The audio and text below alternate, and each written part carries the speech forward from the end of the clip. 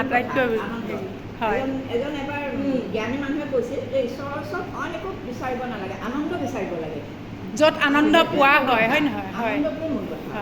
মইনো ঘপকে আহিছোঁ কেলৈ? সকলোকে মোৰ অন্য এটা ভিডিঅ'লৈ স্বাগতম জনাইছোঁ। আজি আমাৰ সাহিত্য কাননৰ প্ৰতিষ্ঠা দিৱস। মই অকলে অকলে আহি আছোঁ, মোৰ লগৰীজনী আনে মোৰ বৌ জয়া বৌ। আমি যলৈ যাওঁ দুইজনী একেলগতে যাওঁ, কিন্তু আজি তেওঁ নাই। এয়া অকলে অকলে আহি আছোঁ। আমাৰ ঘৰৰ পৰা অৱশ্যে বেছি দূৰ নহয়, আমাৰ ঘৰৰ আগৰ গলিটোতে মধুমিতা সংঘ, তাতে আমাৰ কাননৰ বৈঠকবিলাক অনুষ্ঠিত হয়। আমাৰ সন্মানীয় যিসকল সদস্যা তেখেতসকল আহি উপস্থিত হৈছে প্ৰায়বোৰ, আৰু সকলোৱে লগে ভাগে এতিয়া আমি একাপ চাহ খাম। চাহ খোৱাৰ পাছতে আমাৰ আজি কাৰ্যসূচী অনুষ্ঠিত হ'ব, আৰু আমাৰ সন্মানীয় আৰাধনা বাইদেৱে আজি অনুষ্ঠানটোৰ আঁত ধৰিব। নিৰ্দিষ্ট বক্তা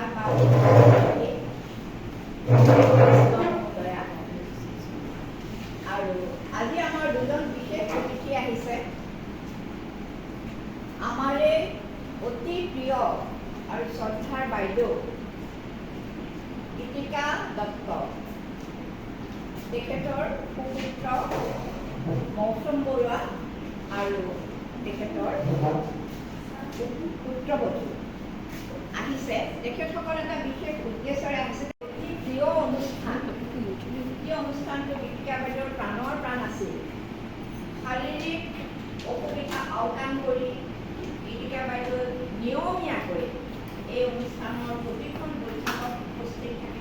ভাষণৰ পাছতে আমাৰ মাজত আজি উপস্থিত থকা নিৰ্দিষ্ট বক্তা হিচাপে অহা শ্ৰীযুক্তা লাৱণ্য বাইদেউ আৰু সভানেত্ৰী মহোদয়া লক্ষ্মী বাইদেউকে প্ৰমুখ কৰি জ্যোতিকা বাইদেউৰ পুত্ৰ মৌচুমকো একোখনিকৈ ফুলাম গামোচাৰে সম্বৰ্ধনা জনোৱাৰ পাছতে লক্ষ্মী বাইদেৱে হেমলতা বাইদেউৰ সোঁৱৰণত এগছি বন্তি প্ৰজ্বলন কৰে, আৰু প্ৰত্যেকগৰাকী সদস্যাই তেখেতৰ স্মৃতিত এগছি ধূপ জ্বলাই তেখেতক শ্ৰদ্ধা নিবেদন কৰে। ইয়াৰ পাছতে মোক এটি বৰগীত গাবলৈ সুবিধা দিয়াত মই মহাপুৰুষ শ্ৰীমন্ত শংকৰদেৱৰ বিৰচিত এটি বৰগীত পৰিৱেশন কৰিছিলোঁ। তাৰ কিছু অংশ আপোনালোকক শুনাব খুজিছোঁ।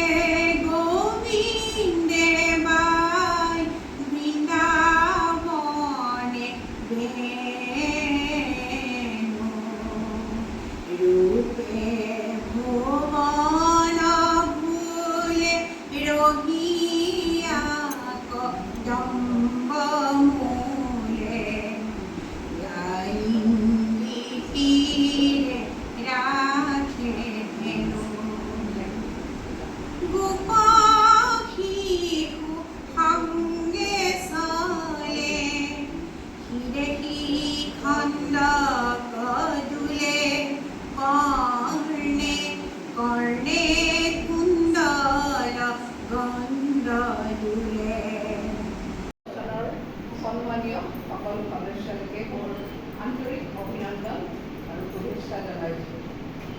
আপোনালোকে এইটো এটা অতি সুখৰ খবৰ, এটা ভাল লগা সময় যে নিৰৱধিকভাৱে ডিব্ৰুগড়ৰ এচাম মহিলাই এনেদৰে 37টা বছৰ ধৰি দি অতিক্ৰম কৰি এটা সাহিত্যৰ চৰা নীৰৱ চলাই দিছে। ই এটা অতি গৌৰৱ চামলে, নতুন চামলে আমি এটা টৰ্চ বিয়েৰাৰ হিচাপে কঢ়িয়াই লৈ যাব পাৰোঁ। সেইটো কাৰণে সেই ছবিখন চাবলৈ আচলতে মই ভাল পাওঁ, আৰু মোৰ খুব অসুস্থতাৰ মাজতো মই অনাজতে তেওঁ পুৰুষ মানে এটা বহুতকে কোনোদিনে কম হ'ব নোৱাৰে। এই আৰু সঁচাকৈয়ে তেওঁলোকৰ মাজত শাৰীৰিক শক্তিটো আছে। আজি চাৰিওফালে যিখিনি হৈছে ধৰ্ষণ হৈছে, বলাৎকাৰ হৈছে, অকলশৰকে তাই ছোৱালী এজনীক বেয়া ব্যৱহাৰ কৰিছে, এই সকলোবিলাকে তেওঁলোকে কিহৰ ভৰসাত কৰিছে? অকল নিজৰ শাৰীৰিক শক্তিৰ কাৰণে। এজন মানুহে কিন্তু তেওঁ গৈ থকা অকলে গৈ থকা মহিলা বা কোনোবা ছোৱালীক কৰিবলৈ, ধৰ্ষণ কৰিবলৈ, বলাৎকাৰ কৰিবলৈ সাহস গোটাব নোৱাৰে। ইমানেই তেওঁলোক শক্তিহীন। তেওঁলোকে গেঙত যাব, 2টা 3টা 4টা 5টা পৰিৱৰ্তে তেওঁলোকে যাব। গেঙত গৈ পেলাই তেওঁলোকে সেইটো পাশবিক এটা উল্লাসত সেই তেওঁ এজনী ছোৱালীক তেনেকৈ ধৰণৰ তেনেকুৱা এজন মহিলাক তেওঁলোকে পাশবিক অত্যাচাৰ কৰিব। তেওঁলোকে গেঙত কেলে যায়, অকলে যাব নোৱাৰে নেকি? তাৰমানে সেইটোৱে প্ৰমাণ কৰে যে তেওঁলোক মানসিকভাৱে শাৰীৰিক শক্তি আছে তেওঁলোকৰ, কিন্তু মানসিকভাৱে তেওঁলোক ইমান শক্তিশালী নহয় যে এগৰাকী নাৰীক তেওঁলোকে বশত আনিব পাৰিব। একেকোবে গাইড কৰিবলৈ কিন্তু প্ৰফেশ্যনেল নহ'লে, বেক বেঞ্চাৰ বা কোনোবা প্ৰফেশ্যনেল তেনেকুৱা মানুহ নগ'লে ছোৱালী মানুহ তেওঁলোকে সেইখিনি কাম কৰিব নোৱাৰিব। বিভিন্ন বিশৃংখল আছে। সেই বিশৃংখলতাবিলাকৰ কাৰণে আমি কাক দায়ী কৰিম? কেৱল চৰকাৰক নে সমাজখনৰ প্ৰতিগৰাকী ব্যক্তি, সচেতন ব্যক্তিসকলৰ অসচেতনতা, ঘৰুৱা পৰিৱেশ, স্কুলীয়া পৰিৱেশ, অধিক মোবাইল ব্যৱহাৰ, আমি কিন্তু কম। এইবিলাক আমি একাষৰীয়া কৰি থ'ম নেকি? এই কথাষাৰ আপোনালোকক সকলোকে চিন্তা কৰিবৰ কাৰণে মই কৈছোঁ।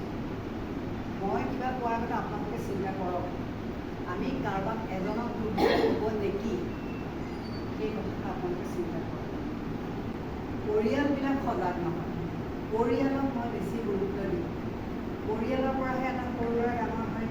পৰিয়ালতেই যদি সৰুৰে পৰা সেই শিক্ষাটো নাপায়, মাক দেউতাকে মোবাইল লৈ বহি থাকিলে মোৰ মাতৃপ্ৰতিম সাহিত্য কাননৰ সন্মানীয় সদস্যসকলক মই মোৰ ফালৰ পৰা প্ৰথমতে আন্তৰিক কৃতজ্ঞতা আৰু ধন্যবাদ জ্ঞাপন কৰিছোঁ।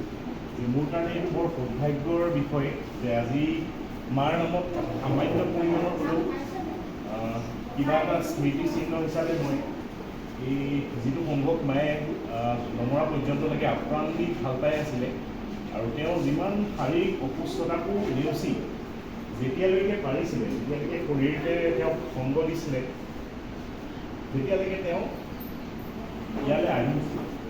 আৰু তেখেতে এনেকুৱা সাহিত্য চৰ্চা, শিশু সাহিত্য আৰু এনেকুৱা ধৰণৰ ঘটনাবিলাকৰ লগত বহুত আগৰ পৰা জড়িত হৈ আছিলে আৰু তেওঁৰ খুব প্ৰিয় আছিলে। গতিকে ইয়ালৈ আহিব পাই আজি এনেধৰণে আপোনালোকৰ সন্মুখত বহি দুআষাৰ কথা কৈ এটা সামান্য স্মৃতিচিহ্ন মোৰ ফালৰ পৰা আগবঢ়া হ'বলৈ দিব পাৰি মই সঁচাকৈ গৌৰৱ অনুভৱ কৰিছোঁ আৰু সকলোকে মোৰ ফালৰ পৰা ধন্যবাদ জ্ঞাপন কৰিছোঁ। আমাৰ প্ৰয়াত জ্যোতিকা দত্ত বাইদেউৰ পুত্ৰ মৌচুম দত্ত। মাতৃৰ সোঁৱৰণত তেখেতে আমাৰ কাননলৈ এডাল স্পীকাৰ ষ্টেণ্ড আগবঢ়াইছে। আমি সকলোৱে সাদৰেৰে গ্ৰহণ কৰিছোঁ আৰু তেখেতৰ পৰিয়াললৈ বহুত বহুত ধন্যবাদ জ্ঞাপন কৰিছোঁ। ইয়াৰ পাছতে আমাৰ সভানেত্ৰী মহোদয়া শ্ৰীযুক্তা কুমকুম দত্ত বাইদেৱে তেখেতৰ সাৰুৱা মন্তব্যই সকলোকে মুগ্ধ কৰে।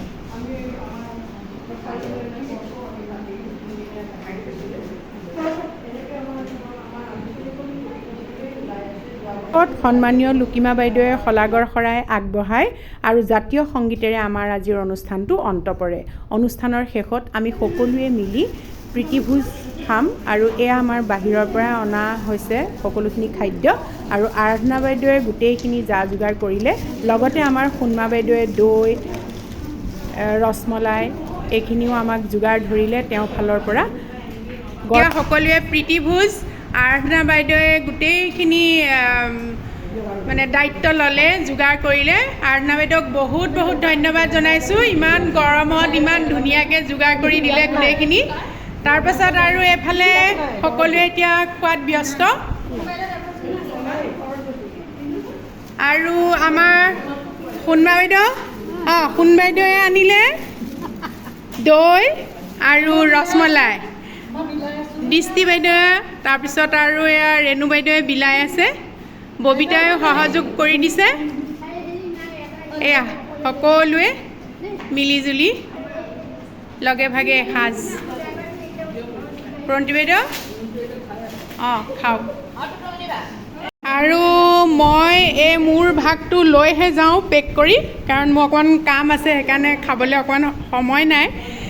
মিঠাই আৰু দৈটো খাই যাওঁ। সোণমা বাইদেউ আৰু আৰাধনা বাইদেউক পুনৰবাৰ ধন্যবাদ জনাইছোঁ।